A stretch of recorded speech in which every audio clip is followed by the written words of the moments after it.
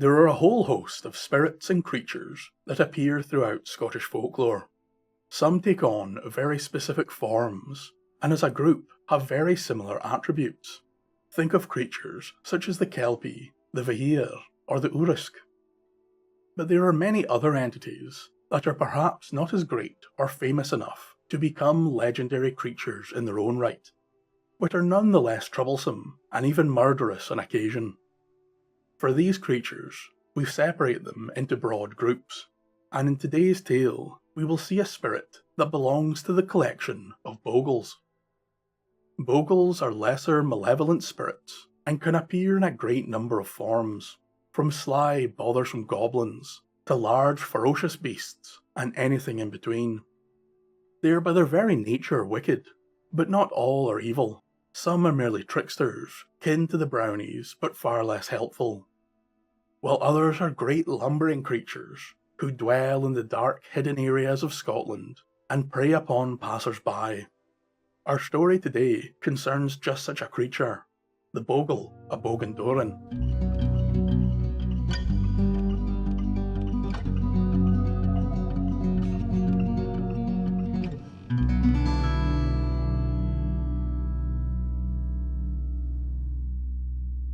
Many years ago, there lived a man by the name of Lachlan Dhu Macpherson. Now Lachlan was known to be one of the best fiddle players of his day, and due to his legendary talent, people from all corners of Scotland would send for the Macpherson fiddler, and he was a common attraction at many of the most extravagant functions. And it was at the end of just such a function that our story begins. After saying his farewell to the guests, and receiving their gratitude for his music, Lachlan would leave the laird's great hall on foot and head for home. The man's house was some miles away, and it might have taken him until sunrise to get there, but the musician knew of a quicker route, the now abandoned road through the old Bog of Torrens. For the last few years, the locals had given up on using that path, as it was said to be the home of a huge bogle, a great lumbering creature with the most mischievous of dispositions. The foul beast would take particular pleasure in harassing and attacking any would-be traveller, claiming the road was his own and charging a toll to anyone he didn't immediately batter with his big club. This wicked creature was only ever known as the Bogle of Bogandoran, having once haunted the very bog of its namesake, till a brave Scottish soldier chased it off. That is when it found a new home in the Bog of Torrens. Now Lachlan was well aware of the Bogle, but being of hearty Highland stock, did not fear the creature one bit, and was determined to cross the bog, deciding that he would show the creature the same respect it showed him. As the man walked along the path through the mire and the mud, he would keep his wits about him. Onward he trudged for some miles, until he noticed a large shadowy figure further up the road.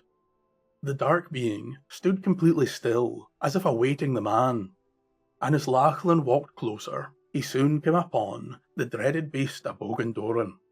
The hideous creature stomped towards the musician, halting right in front of him and looking down upon him from his towering position. The Bogle clapped a big wooden club in his hand and called to the man, "Anyone entering my bog must pay the toll or forfeit their life." Macpherson slowly nodded before picking up a big branch from the roadside and telling the beast to step aside. A ghastly grin appeared in the Bogle's face. He was joyous that the man was prepared to fight, and perhaps this day the beast of Bogandoran might have himself some entertainment. The Bogle rushed forward, swinging his mighty club with otherworldly strength. Lachlan dodged out of its way, and the thick club smashed into the road beneath him. The Bogle tore his mace from the path, and began to swing again and again. But the talented musician simply danced around the creature and its wild flailing club. He knew that there was no chance he could overpower the Bogle, but perhaps he could tire it out. As the huge beast thundered around the bog, Lachlan continued to dodge around its attacks, and soon the wild assault began to slow. The great club began to hit the ground less often and with much less power. It was then Macpherson knew his time had come. He parried a final blow from the beast, and battered him hard upon the head with his stick. The Bogle fell stunned into the mire with a loud splash, and Lachlan simply continued upon his way home, believing the beast to have been defeated. But some half an hour later, as Lachlan reached the edge of the bog, he heard a great rumbling and roaring in the distance. It was the wrathful screams of the Bogle of Bogandoran.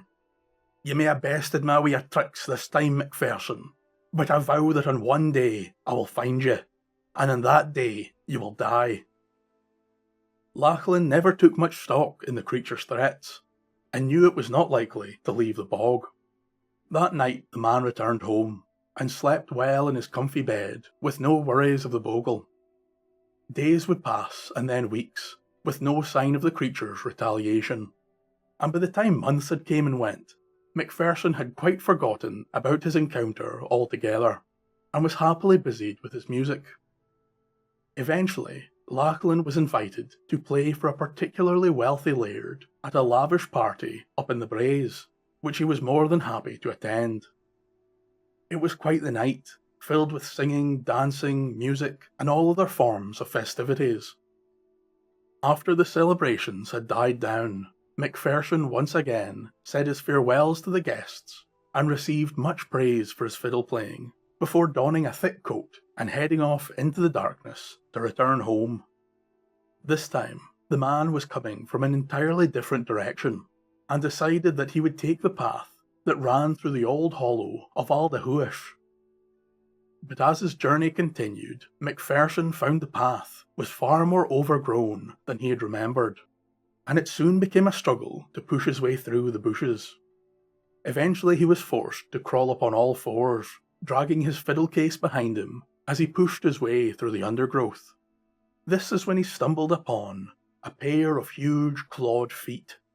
Looking up in horror, he beheld the razor-toothed grin of the Bogle of Bogandoran. The great beast grabbed the man, lifting him with ease. "I have you now, Macpherson, and I'll make sure you never bother me again." The giant Bogle stomped his way through the bushes and towards the edge of the hollow. Suddenly, Macpherson began to panic. He realised that the Bogle meant to throw him from the cliff, and if the fall itself didn't kill him, the thundering rapids below surely would. The man began to writhe and flail about in madness as the pair neared the cliff edge. But just then, Macpherson's hand grazed the branch of an overhanging tree. He lashed out and grabbed hold of it with both hands, stopping the pair in their tracks. The Bogle was suddenly pulled back, and turned to see the Scotsman holding on for grim death. The beast grabbed a leg and pulled at Lachlan, but he would not be moved. No matter how the creature heaved, the vice-like grip of the fiddle player would not loosen. The now enraged creature lost his patience, and began to pummel and beat upon the poor man with its great meaty fists. With each and every blow, the man would feel his body yearning to give up. The pain was too much to stand, and soon his grip would give way. But it was in that very moment that the man glimpsed the shining pommel of the dagger nestled within his sock. As the Bogle raised its club-like fists for a finishing blow, the man let go the branch and leapt towards the beast, dagger in hand. Both Lachlan and the blade landed upon the Bogle, and the man drove the dagger through its heart 3 times. The creature toppled to the floor with a great bang. It was completely stone dead. Macpherson rose slowly from the ground, his body battered black and blue. Then, for the first time since he crawled through the bushes, he took a long, deep breath. He had been incredibly lucky to escape the creature this time, and perhaps shouldn't have dismissed the creature's vengeance quite so easily. With this, Macpherson returned to the path, and eventually his home, where he would rest easy in the knowledge that the terrifying Bogle of Bogandoran was no more. Thank you for listening, and a special thank you to all my wonderful patrons for helping me keep these tales alive. This is an interesting Bogle tale, and one which shows the creature or spirit at its worst, an evil, vengeful being out for money or blood, neither of which he got from the brave Macpherson.